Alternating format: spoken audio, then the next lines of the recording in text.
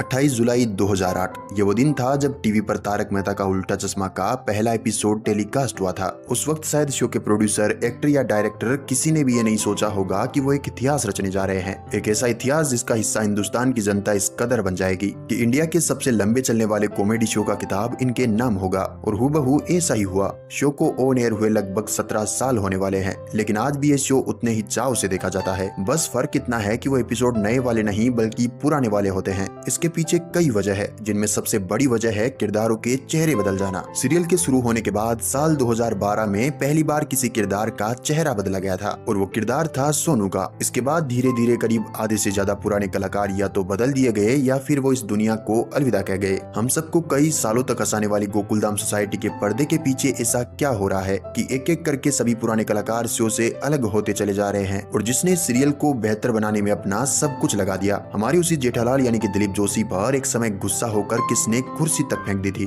कुछ किरदार होते हैं जो एक्टिंग नहीं करते, वो जिंदगी बन जाते हैं। तारक मेहता का उल्टा चश्मा में एक ऐसा ही नाम था, दयाबेन गड़ा यानी कि दिशा वकानी का। वो सिर्फ जेठालाल की पत्नी नहीं थी बल्कि पूरे हिंदुस्तान की बहू बन गई थी। हर रात 8:30 बजे टीवी पर जब उनकी आवाज गूंजती तो पूरा हिंदुस्तान जिसे ठहर जाता। लेकिन फिर वो पल आया जो किसी ने सोचा भी नहीं था। 2017 में एक खबर आई, दयाबेन शो छोड़ रही है। लोगों ने सोचा शायद मजाक होगा, शायद थोड़े दिन की छुट्टी होगी, लेकिन दिन हफ्तों में बदले, हफ्ते महीनों में और महीने सालों में बदलते गए। दया लौट कर नहीं आई। कहा गया वो माँ बनने वाली थी और प्रेगनेंसी के चलते उन्होंने ब्रेक लिया है। लेकिन सवाल ये नहीं था कि वो गई, सवाल ये था कि वो लौटी क्यों नहीं। दरअसल माँ बनने के बाद उनका पूरा ध्यान अपने बच्चे पर था। शूटिंग के लंबे घंटे, थकाऊ दिन और बच्चों से दूर रहना, ये सब उनके लिए मुमकिन नहीं था। दूसरी तरफ कुछ रिपोर्ट्स ने बताया कि चैनल और दिशा के बीच कॉन्ट्रैक्ट शर्तों पर सहमति नहीं बन पाई। एक वक्त वो भी था जब सबको यकीन था दया तो वापस आएगी, पर यकीन कभी कभी बस तसल्ली रह जाता है। उनके जाने के बाद क्या बदला? गोकुलधाम वही रहा, जेठालाल वही रहा,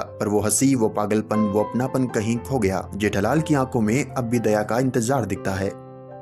कुछ आवाजें वक्त के साथ पुरानी नहीं होती, वो दिल में बस जाती है। ऐसी ही आवाज थी तारक मेहता यानी कि शैलेश लोढ़ा की। हर एपिसोड का अंत इन्हीं की आवाज से होता था, लेकिन फिर एक दिन वो भी चला गया। साल 2022 में एक खबर आती है कि शैलेश लोढ़ा ने शो छोड़ दिया। कोई फेयरवेल नहीं, कोई आखिरी एपिसोड नहीं, बस खामोशी से गायब हो जाना, जिसे कोई अपना बिना बताए सफर पर निकल गया हो। जब शैलेश से शो छोड़ने के पीछे की वजह जाननी चाहिए तो उन्होंने अपनी चुप्पी तोड़ते हुए कहा, मैं एक कलाकार हूँ लेकिन मेरे आत्मसम्मान से समझौता नहीं हो सकता। उन्होंने कहा कि शो में उन्हें अब वो सम्मान नहीं मिल रहा था जो एक सीनियर आर्टिस्ट को मिलना चाहिए। और सबसे बड़ी बात, उनकी रचनात्मक आजादी पर सवाल उठे। कई रिपोर्ट्स के मुताबिक प्रोड्यूसर और शैलेश के बीच पैसों की लेन देन और व्यवहार को लेकर तनाव था। शैलेश लोढ़ा ने साफ कहा कि मैं सिर्फ एक चेहरा नहीं, एक लेखक हूँ, एक कवि हूँ और मैं अपने शब्दों की कीमत जानता हूँ। और उन्होंने बड़ी असभ्य भाषा में बात की जो मुझसे बर्दाश्त नहीं हुई। लेकिन हुआ ये कि फरवरी में उन्होंने नवंबर माह का जो मेरा पैसा ड्यू था, दिसंबर, जनवरी, फरवरी रोक लिया आर्म ट्विस्ट करने के लिए कि आप आओ हमारे दफ्तर में साइन करो हमारे पेपर्स पे, तब हम पैसा देंगे। फिर 2023 में उन्होंने प्रोड्यूसर के खिलाफ कानूनी लड़ाई भी जीत ली। उन्हें उनके बकाया पैसे मिल गए, लेकिन साथ ही में एक दर्द भरी दूरी भी।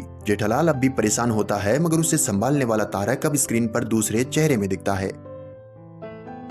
एक सिंपल, समझदार और तारक की सेहत को लेकर बहुत कॉन्शियस महिला। जब तारक मेहता का उल्टा चश्मा शुरू हुआ था तभी से लेकर साल 2020 तक इस किरदार का चेहरा रही नेहा मेहता। मगर फिर एक दिन ऐसा आया जब सब कुछ बदल गया। नेहा ने इस सीरियल से अलविदा ले लिया, जिसके पीछे की कहानी खुद नेहा ने एक इंटरव्यू में बताई। उनका कहना था कि उनके और शो के मेकर्स के बीच कुछ दिक्कतें थी और इन दिक्कतों को सुलझाने के लिए उन्होंने कई बार शो के मेकर्स के साथ बातचीत करने की कोशिश भी की, लेकिन उन्हें मेकर्स की तरफ से कुछ जवाब नहीं मिल पाया। जब बात नहीं बनी तो उन्होंने खुद को जर्नी से अलग कर लेना ही बेहतर समझा। हालांकि बाद में वो वापसी करना भी चाहती थी, लेकिन तब तक मेकर्स ने अंजलि के रोल के लिए सुनैना फौजदार को कास्ट कर लिया था।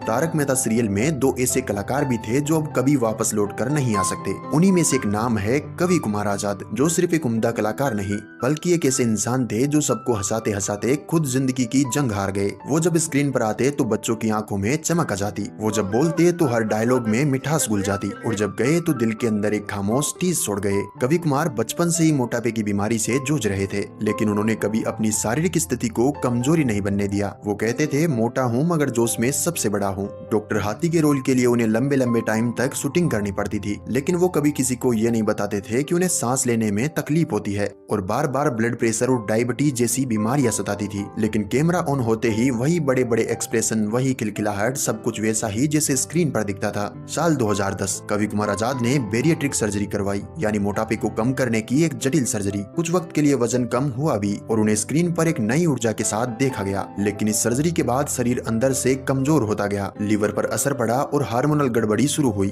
और उनका दिल धीरे धीरे थकने लगा। फिर 9 जुलाई 2018 का वो दिन भी आ गया जब उन्हें सुबह सुबह हार्ट अटैक आया और वो इस दुनिया से चल बसे। शो की टीम, प्रोड्यूसर, को एक्टर सब स्तब्ध रह गए। एक दिन पहले तक शूटिंग पे हंसी के ठहाके और अगली सुबह अंतिम संस्कार की तैयारी। वो चला गया बिना अलविदा कहे, मगर हर बच्चा, हर परिवार आज भी कहता है, सही बात है।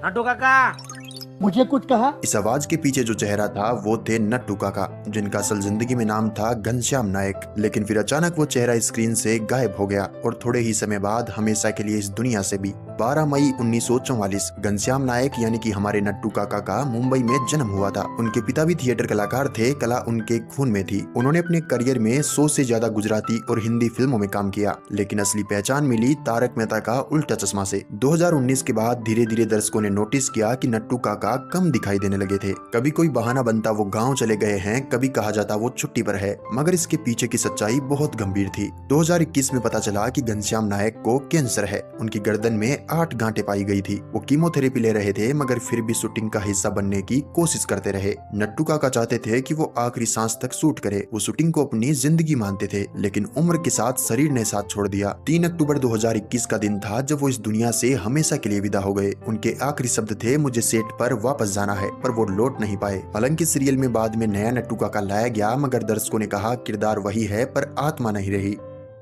तारक मेहता सीरियल में एक किरदार ऐसा भी है जिसमें अब तक 4 चेहरे दिख चुके हैं और वो कैरेक्टर है गोकुलधाम की इकलौती राजकुमारी, टप्पू सेना की मेंबर और आत्माराम भिड़े की बेटी सोनू का। लेकिन क्या आपने कभी सोचा है कि एक किरदार को निभाने के लिए 4 जिंदगियां बदली गई। 4 लड़कियां, चारों अलग अलग समय पर, एक ही नाम, लेकिन सबका किरदार के प्रति अलग अलग संघर्ष। जब शो की शुरुआत हुई थी तो सोनू के किरदार का पहला चेहरा बनी थी झील मेहता, जो उस वक्त सिर्फ 9 साल की थी। उनके मासूम चेहरे में और बालपन की मुस्कान में दर्शकों को एकदम परफेक्ट सोनू नजर आई। लगभग 4 सालों तक उन्होंने इस किरदार को निभाया, लेकिन जैसे ही 2012 में उनके 10वीं के बोर्ड एग्जाम आए, सीरियल के टाइट शेड्यूल ने पढ़ाई में रुकावट डालनी शुरू कर दी। फिर झील मेहता ने वो फैसला लिया जिसमें उनका करियर जीत गया, लेकिन शो छूट गया।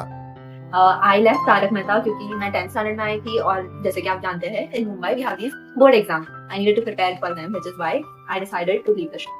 झील मेहता के जाने के बाद सोनू के रोल में दूसरा चेहरा बनी निधि भानुशाली। जब इनका पहला एपिसोड टेलीकास्ट हुआ तो उनकी बड़ी बड़ी आंखें, समझदारी भरी बातें और वो प्यारी सी हंसी देखकर लोगों को लगा कि उनको वापस उनकी सोनू मिल गई है। निधि के आने के बाद टप्पू सेना भी थोड़ी मैच्योर लगने लगी थी, मगर 2019 के आते आते फिर वही कहानी दोहराई गई। निधि ने भी शो को अलविदा कह दिया। जब इसके बारे में एक इंटरव्यू के दौरान निधि से पूछा गया तो उनका जवाब सिंपल था, कोई भी इंसान पूरी जिंदगी एक ही कैरेक्टर को निभाता नहीं रह सकता। उन्होंने कहा कि वो सिर्फ सोनू बनकर नहीं रहना चाहती थी, बल्कि अपनी एक अलग पहचान बनाना चाहती थी। आप कितने ही टाइम के लिए एक चीज रोज कर सकते हो ना। सबको, everybody has a life and everybody needs to decide कि उनके लिए उनकी जिंदगी में क्या करना जरूरी है। आज निधि सोशल मीडिया पर काफी एक्टिव है और अपने सेलिब्रिटी स्टेटस को खुलकर एंजॉय कर रही है। अब बारी थी एक नई सोनू की, जिसका तीसरा चेहरा बनी पलक सिंधुवानी। लेकिन जब पलक का पहला एपिसोड ऑन एयर हुआ तो शुरुआत में उन्हें काफी ट्रोलिंग झेलनी पड़ी, मगर धीरे धीरे उन्होंने खुद को साबित किया और सोनू के किरदार को एक नई पहचान दी। लेकिन 2024 में कहानी ने एक बार फिर खुद को दोहराया। पलक ने भी शो से अलग होने का फैसला कर लिया, मगर इस बार की वजह पहले जैसी नहीं थी, बल्कि तारक मेहता का उल्टा चश्मा के फैंस के लिए कहीं ज्यादा गंभीर और परेशान करने वाली थी। एक इंटरव्यू में पलक ने बताया कि उन्होंने जब शो छोड़ने की इच्छा जताई तो प्रोडक्शन टीम का उनके प्रति बर्ताव बदल गया। उन पर कॉन्ट्रैक्ट तोड़ने के आरोप लगाए, यहाँ तक कि इंस्टाग्राम अकाउंट डिलीट करने की धमकी दी गई। वो बताती है कि मेरी तबीयत खराब होने के बावजूद मुझे 12 घंटे तक शूट करने के लिए मजबूर किया गया और आज भी प्रोडक्शन टीम ने मेरा 21 लाख रुपए का पेमेंट रोक रखा है। इस बयान के बाद शो के निर्माता आसित मोदी की तरफ से उन्हें लीगल नोटिस भी भेजा गया। तारक मेहता का उल्टा चश्मा की शुरुआत में जब टप्पू एक शरारती बच्चा था, तब इस किरदार का चेहरा बने थे भव्य गांधी। भव्य ने टप्पू को सिर्फ निभाया नहीं बल्कि उस किरदार को जिया, और यही वजह है कि आज भी टप्पू का नाम लिया जाता है तो पहला चेहरा भव्य गांधी का ही सामने आता है। जब वो इस शो से जुड़े थे तब वो सिर्फ 10 साल के थे। फिर लगभग 9 सालों तक उन्होंने इस किरदार को निभाया और अपने बचपन से जवानी तक का सफर इसी शो के साथ तय किया। मगर फिर साल 2017 में एक अचानक खबर आती है कि भव्य गांधी ने शो छोड़ दिया है। मीडिया में उनके जाने की कई वजह बताई गई, लेकिन जब ये सवाल भव्य से पूछा गया तो देखिए उन्होंने इस पर क्या कहा। एक एज के बाद वो एक्टर वाला वो अंदर झांक गया था कि यार अभी कुछ अलग करना है यार, नई स्टोरीज पे काम करना है, नए कैरेक्टर्स एक्सप्लोर करने हैं। ऑफ कोर्स कभी छोड़ना was not the first priority. The priority was कि जो कैरेक्टर बिल्ड किया है वो डेड ना हो जाए। It was a mutual understanding between the producer and us, like me and my family, कि we have to take a call कि क्या करना है। Then we decided, let's go out, it's okay, like we learn something.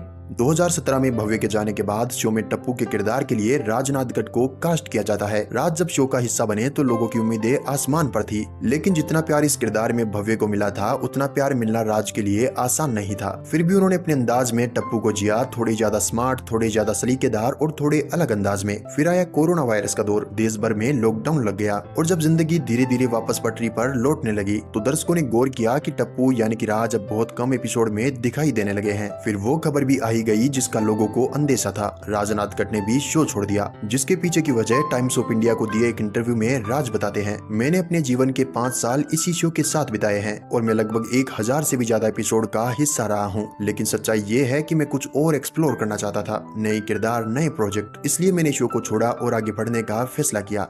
2022 में राज के जाने के बाद मेकर्स ने 2023 में टप्पू के किरदार के लिए एक नए चेहरे की तलाश पूरी की और इस बार ये चेहरा बने नीतीश भालुनी। अब देखना ये होगा कि क्या नीतीश टप्पू की इस लंबी परंपरा को निभा पाएंगे या फिर ये किरदार फिर किसी और चेहरे के इंतजार में रहेगा।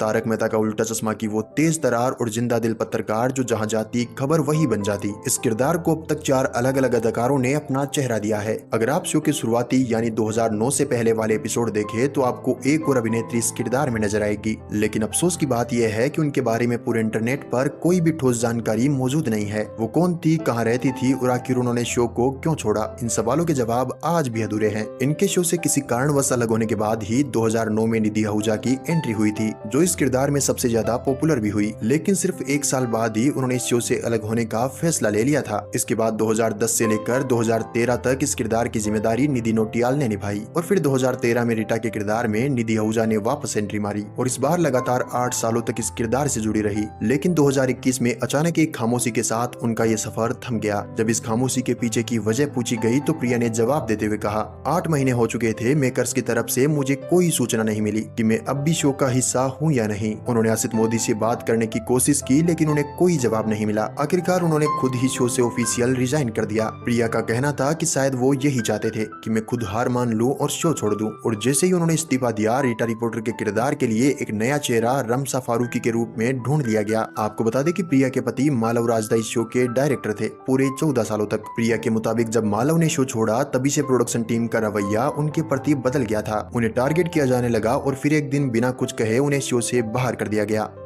गोकुलधाम की पारसी बहू रोशन का किरदार जेनिफर मिस्टी बंसीवाल निभाया करती थी, मगर 2013 में जेनिफर ने कुछ पर्सनल रीजंस के चलते शो से ब्रेक ले लिया। तब इस खाली जगह को भरने के लिए मेकर्स ने एक नई अदाकारा को इस किरदार में कास्ट किया जिसका नाम था दिलकुश रिपोर्टर। दिलकुश ने भी अपने अंदाज में रोशन के किरदार को बखूबी निभाया, मगर हेल्थ इश्यूज के चलते सिर्फ 3 साल बाद ही उन्हें भी शो को अलविदा कहना पड़ा। इसके बाद आसित मोदी ने एक बार फिर जेनिफर को शो में वापस बुला लिया और इस बार जेनिफर लगातार 2023 तक इस किरदार का चेहरा रही। मगर फिर 2023 में अचानक जेनिफर की तरफ से एक चौंकाने वाला बयान सामने आया। उन्होंने मीडिया को बताया कि तारक मेहता के सेट पर उन्हें अपमानित किया गया, यही वजह थी कि उन्होंने शो से अलग होने का फैसला लिया। मामला यहीं पर नहीं रुका, बल्कि जेनिफर ने शो के निर्माता आसित मोदी के खिलाफ FIR दर्ज करवाई। इसके बाद एक लोकल कंप्लेंट कमेटी का गठन किया गया और 4 महीने की लंबी जाँच के बाद आसित मोदी को मामले में दोषी ठहराया गया। इसी के साथ ये फैसला भी सुनाया गया कि जेनिफर को उनका बकाया भुगतान दिया जाए और साथ ही 5 लाख रुपए का मुआवजा भी। हालांकि जेनिफर इस फैसले से पूरी तरह खुश नहीं है। उनका कहना है कि जो दूसरे आरोपी थे उन्हें कोई सजा नहीं दी गई और मुझे अब भी पूरा न्याय नहीं मिला है।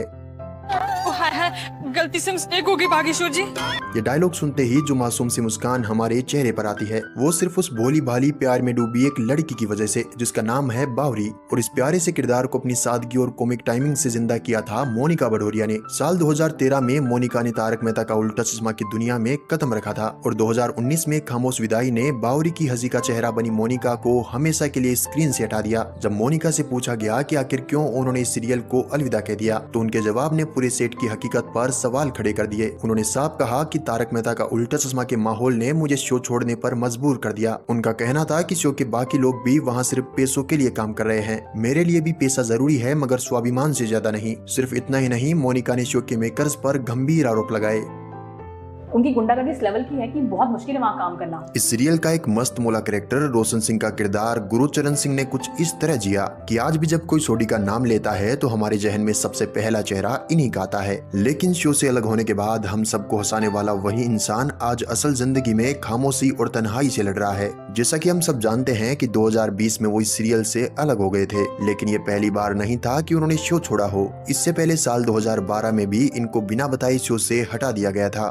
तो 2012 में जो हुआ उसमें उन्होंने मुझे रिप्लेस किया था, मैंने नहीं छोड़ा था। उस वक्त इनकी जगह लाड सिंह मान को सोडी का चेहरा बनाया गया, लेकिन पब्लिक ने इस रिप्लेसमेंट को सिरे से नकार दिया। और जब तारक मेहता की टीम पर दर्शकों का प्रेशर बना तो फिर से गुरुचरण सिंह को इस किरदार में वापस लाया गया। इसके बाद वो 2020 तक इस किरदार को बखूबी निभाते रहे। पर जब वो शो से अलग हुए तो मीडिया में कई तरह की खबरें आई, लेकिन जब यही सवाल इनसे एक इंटरव्यू के दौरान पूछा गया तो वो बताते हैं कि मुझे निकाला नहीं गया था, मैंने खुद शो छोड़ा था क्योंकि उस दौरान मेरे पिता की सर्जरी होनी थी और मैं कुछ तकलीफों से गुजर रहा था, इसलिए उन्होंने ये डिसीजन लिया और मुंबई को ही छोड़ दिया। तो एक तो मेरे डैडी का वो सर्जरी होना था, वो चीज़ का एक वो था और कोरोना का टाइम तो और भी ज़्यादा टेंशन, और दूसरा कुछ इधर थी चीज़ें हमारी, मैं उसको भी नहीं बोलना चाहूँगा। जो मैंने एकदम ही डिसीजन लिया कि रब का हुक्म है निकलो, और मैं वहाँ से मतलब इमीडिएटली तैयारी शुरू की और मैंने मुंबई छोड़ने का ही डिसाइड किया। आपने छोड़ा वो शो कि उन्होंने आपको बोला छोड़ने की? नहीं, उसमें मैंने छोड़ा शो। लेकिन सीरियल से अलग होने के बाद इनकी जिंदगी ने एक अजीब मोड़ ले लिया। एक इंटरव्यू में उन्होंने खुद माना कि वो भारी कर्ज में डूब चुके हैं और डिप्रेशन जैसी मनोस्थिति से जूझ रहे हैं। इनके लिए अब वो शोहरत, वो चमक, वो तालियां बस यादें बनकर रह गई है। एक इंटरव्यू में बावरी का किरदार निभाने वाली मोनिका भदौरिया बताती है कि सोहेल को लगता है कि वो जिस तरह दूसरे कलाकारों के साथ मिसबिहेव करता है, उन्हें गालियां देता है, उसी तरह का व्यवहार वो दिलीप जोशी के साथ भी कर सकता है। शायद यही सोचकर उसने एक बार दिलीप जोशी पर किसी बात को लेकर गुस्से में कुर्सी फेंक दी थी, लेकिन वो ये भूल गया था कि दिलीप जोशी इस शो के लिए कितना बड़ा नाम है। इसलिए उस इंसिडेंट के बाद सोहेल को तारक मेहता के सेट से 2 साल के लिए बैन कर दिया गया और आज तक दिलीप जोशी ना उनसे बात करते हैं और ना वो दिलीप जोशी को कुछ ऑर्डर दे सकते हैं।